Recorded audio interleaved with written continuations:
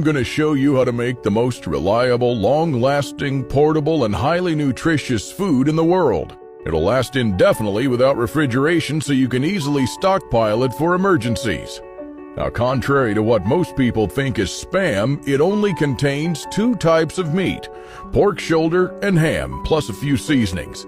To make your own Spam, first cut a pork shoulder in steaks like this until you reach the bone, and then keep cutting around it. Back in the day, our grandparents wasted nothing. Save the bone, smoke it, and use it to flavor your other dishes. Next, simply cube up all the meat like you would for stew. The Spam you buy today isn't what it used to be. I'm old enough to still remember the real thing. The last time I ate it was in the 1970s, and I've never tasted anything as good since then. Now, once you're done, move on to the ham and repeat the process. When both the ham and meat are cubed up, spread them out evenly onto a baking pan and stick it in the freezer for 45 minutes or so. Now, while the pork is chilling, it's time to make the slurry, and you'll use this to cure the meat. Take a large stainless steel bowl and add some tender, quick sugar, kosher salt, and cornstarch to bind everything together. And finally, add 1 cup of ice-cold water. Give it a good stir until everything's dissolved.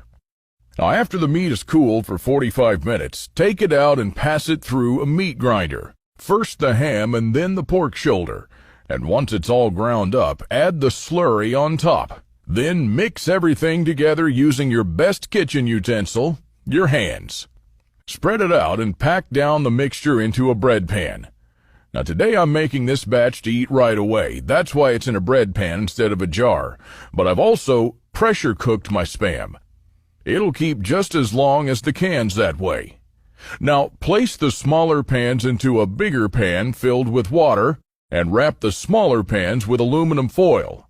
Place everything into a preheated 250-degree oven for 3.5 hours. Now, here's what it'll look like at this stage.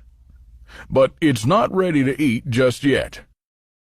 Rewrap it with a double layer of aluminum foil, place a brick or something heavy on top, and let it cool in the refrigerator overnight. The first thing you'll notice when you take it out is this beautiful and tasty gelatin. Now, make no mistake, this gelatin is not fat.